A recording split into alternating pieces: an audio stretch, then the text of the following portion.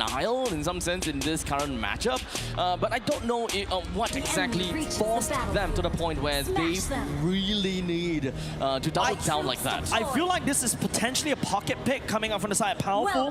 I mean, I can see why Valentina can potentially go into the roam role because later parts of the game, if you use a Valentina mid, all you do is you burst and hope for the best. You've got such a short range. You're better off something else with a longer range, especially with... Oh, there we go. The moment that they jump into an international stage, they level up considerably to the point that even a draft like, or rather a team competition like Ignite Gaming seems to definitely have a little bit of trouble, if not a lot of trouble dealing with EVIL. If we were to kind of look at that in the previous season, I would say that they will probably be very, very equal in terms of power level. Yeah, CS getting pushed all the way back and easily, but hold on, a bit. All right, ladies and gentlemen, we are straight on into the game and into the land of dawn between Ignite Gaming versus EVIL as we shake it all up and ensure that there is no more technical delays when it comes down to the ping spikes. No more of that. We will have a competitive game right now, midst. The one thing I want to shake is a Calby pack right now. Oh, shut up. I'm never going to lose weight at this rate. Yeah, I agree. But you know what else I agree? Is the fact that we have a game and a fight going on. But it seems like it is just a small little poke fest coming in from both of the teams. But the turtle is going to be what we are going to be expecting to see. At this point in time, Powerful, unfortunately, still at level 3 though. So he did not manage to deal enough damage in order to hit that level 4. Yeah, but it doesn't matter though. Powerful still, and also Team EVIL was still able to secure the first turtle. But, you know, Gear versus level 4 Diablo, I think this is something also quite interesting down at the bottom lane. Seems like Gear is doing a lot more job. RWM just going to be popped up coming in, but it doesn't seem like Blade will be able to get himself away from all of that. Yeah, first blood given over to Jay. Yeah, it seems like there's a gamble coming out from the side of Powerful, but hold on a second, can CS Lazy Duet onto Ven.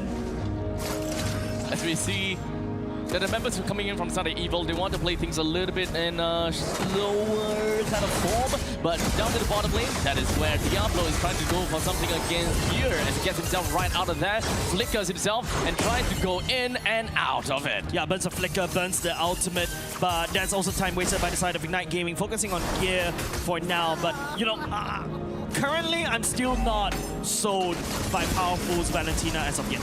Not yet, but perhaps we'll see that in a short bit later. He did manage to steal the golden hour, so at least from that point, we might be able to see some big fights, which is pretty much the MO for the side of EVIL. They want to go for big fights, they want to do something about this. However, they don't have that AoE kind of damage dealers from the side of EVIL. If anything, they're gonna have to leave it over to Gear, who needs to kind of get out of his lane. Yeah, and if you notice the rotations coming out from the roaming duo, right? Even though Azu, the boxer, could be just there in the right place at the right time, but Powerful being the Valentina is a little bit slow to the fight. And this is the kind of high-tempo game that Team EVIL brought to the picture. I'm expecting a lot more rotations, but it seems like Ignite Gaming is the one that focuses on the ganks. As the place duet goes down and straight away whip it all out over to the side of Van. The one that gets a kill in the end of the day, it is going to be Kelvin. Yeah, it's a little bit too late for Powerful to rotate all the way up top. So losing Van earlier just now allows CS to breathe just a little bit, and it helps him to scale all the way to the late game. But hold on, seconds, golden hour. Oh, the traction pulse didn't manage to land on the Powerful. In fact, the golden hour didn't really kind of get it right, to be fairly honest. It wasn't able to kind of stack together with the traction pulse at that point in time. So if anything, it was a wasted golden hour, which actually leads to quite a lot to this upcoming fight. Diablo currently at the edge of the RWM, did manage to get himself walking away as the fight continues to go under a standstill. But the members coming from the side of EVIL, they're just going to be putting themselves right into the faces of Ignite, while Gear just going to be pushing himself onto the backlines of his own team. Kelvin, not a lot of HP to work with, but he will be able to get himself running away. He's rolling thunder, but wasn't able to land on anyone. Yes, Team EVIL will be able to secure the second turtle, but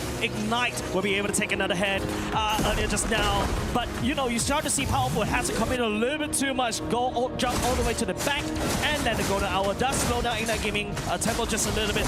Gear also securing the turtle. I think that's the only consolation prize from side of Team EVIL. We need to see more coming off Team EVIL because Ignite Gaming has the better scaling. we're going to be coming back to a point where things are going to be getting a little bit on the slower end. I do like the macro decisions coming in from Team EVIL as they try to pull back their creeps a little bit, allowing the creep wave, or rather allowing the turret to destroy every single one of those ballistas. But now, down in the bottom lane, Ignite tried to go for a kill down to the Gear, but unfortunately that did not work out. Yeah, Gear's too slippery, right? Like, all you have to do, once again, burns away the flicker and also the ultimate, so no more flicker for the next Shadow fight all the way up top, but it also gives Ignite Gaming a bit of a breather, right? Currently, yes, Van does drop down dead once, but, you know, Clint can scale quite scarily all the way to the mid parts of the game. But, you know, if CS got there first, there's a whole lot of problems for the side of Team EVIL. If you take a look at the items right now, Demon Hunter Sword is secured by the side of CS and EVIL. Wow, that's a very aggressive itemization coming out from Ven. Endless battle right off the bat, and then after that, goes straight for the Sky Piercer. As both team kind of starts to play a little bit on the slower end, we take this time to kind of take a look at the itemizations. Most importantly, take a look at the Freya, which does have got the golden staff for himself. And on the other side, it does seem that Clint does have a lot of gold to his own name as well. So far, Team EVIL, the other one which does have the economical advantage. Yep, Diablo's trying to spread some damage onto Gear, but I think the Freya will do a lot more damage against Diablo towards the later parts of the game, definitely. And also, you know, it's an AoE. Down to the bottom lane, immobilized down to the Van. He tries to get himself running away, and the flicker is just going to be looking to be great. Powerful, even put down his own golden hour to ensure that there is not going to be any more pursuit from the side of Ignite, effectively saving Van. The movement is now just going to be moving up to the top lane, while Blade just going to opens up the RWM to try to stop Kelvin as well as Diablo from running backwards. Jay joined into the team fight, while the top of the Poissons from the side of Azu flushes the rest away as well. Yeah, Ignite Gaming's rotation is really quick, right? Because of Jay could just be one place at a time, and then after that appears in another place and another. And earlier just now, because of the Venn diagram of the golden hour, all of a sudden, you know, Jay wasn't able to use it to kill off the top side fight, right? I think right now it's just a very weird movement. Both these two teams are inching for a fight. The skirmishes are happening everywhere, but nobody's going down as of now. Gear doesn't have a lot of HP to work with. As such, he's just going to be burning out a tad a little bit, but he should be able to get some HP back. As you can see, he's not scared of anything at all. In fact, putting up a chase down over to Diablo. He pops himself a little bit, and of course, he makes sure that Gear would not be able to get some free strikes off of him. Yeah, look at Powerful. Look at that menacing. This is a very different Valentina, right? You're not expecting the Valentina to do this. The Oracle is the first item. Works well against Roy. But blasted him down. Almost immediately down to the bottom lane. Ven is literally going to be on curve for quite a bit. In fact, I think he's far ahead of the curve. Yeah, he's already got the Sky Piercer. So if you talk about distance in terms of the curve, but hold on a second. Ignite pushes themselves into the face of EVIL. RWS from the style of play will be able to hold the rest of the members down. But Powerful opens up his own golden hour to kind of lock Kelvin in and buy a little bit more time for the members from the side of EVIL to bring down in the bottom lane. A Pringle Trap lies down over to the side of EVIL, pushes the rest away and ensures that Diablo gets away. Yeah, and now it's just, you know, members from the side of that game is slowly dipping off, right? EVIL has already reached a critical hit, power spike, then reached there first. Go on Sky Piercer, trust his whole team to be able to do something. You see, Powerful is so tanky, he just stands there and takes all the damage from the side of Roy. He's not caring about anything at this point in time. Bless you. Thank you. He's not going to care about anything at this point in time. With the Brave Smite, he naturally will be a little bit more tanky. And of course, even when it comes down to the Brute Force Breastplate, this guy is not caring about anything. Yeah, and he's got the necessary CC reduction from the Brute Force Breastplate. Also gained a lot more movement speed from that Oracle. I think that's a very interesting core item. This is a very interesting build, right? It's oh, hold on. It kind of worked out. But right now, Jay, unfortunately, wasn't able to do too much at that point in time. I thought that he would be able to drop down his own version of God, but it doesn't seem like he was able to do too much when it comes down to the golden hour. As such, a double kill credited over to the side of Ven. That puts him way ahead even more. Yeah, that's already 2 stacks of Sky Piercer if you're counting, ladies and gents. Team EVIL is relying on Ven to basically push out the damage, start to outpoke Ignite Gaming one after another. Heavily aggressive coming in from the side of EVIL. With that, they did manage to take down a total of 3 turrets, all of which are the first tier turret. 3 stacks. Thanks, Ovi. Oh, thank you. On the Sky Piercer sack, but now going into, I believe, Blade of Despair.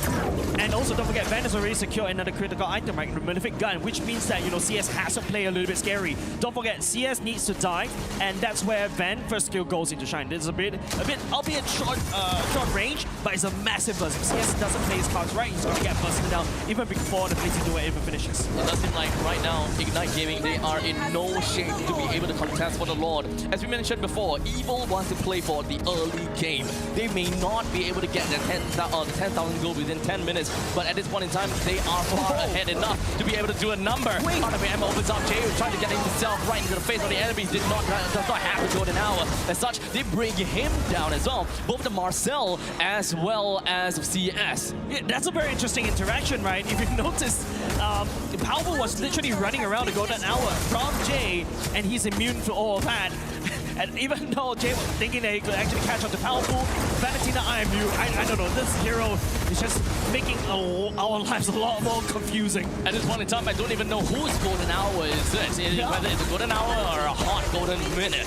It's really tough to tell. But hey, when the ultimate does eventually appear, well, we're just gonna look at the outcome, right? We're gonna have to look at the outcome. Don't forget, this is the first Lord sent by the side of Team EVIL. Just now, Team EVIL's blitz through Ignite Gaming. Leave no cinders behind. Team EVIL hoping to do the same. Jay leading on the charge. As now the rest of the members coming from the side of EVIL, they want to take down this inhibitor turret at the bottom there as much as possible. As you can see, Kelvin is just going to be putting himself right in the face of EVIL. However, they are all eating up the entirety of the golden hour. Jay, he will find himself taken down. The members from the side of Ignite, they are unable to hold the fort down anymore. As such, here, he jumped himself right into the face of Roy, takes him down, and so will the inhibitor. The mid-lane inhibitor finally be the next person left. However, Powerful will go down and sacrifice himself. It comes down to 3v3. No, make that 3v2. Diablo now makes its way back over to the fountain. The middle lane creep wave marches in, and EVIL successfully takes down two of the inhibitor turrets. Now it's a 2v3 right here. Members of Ignite Gaming starting to go, but Team EVIL working on the core. They want to really take down the core as much as possible, and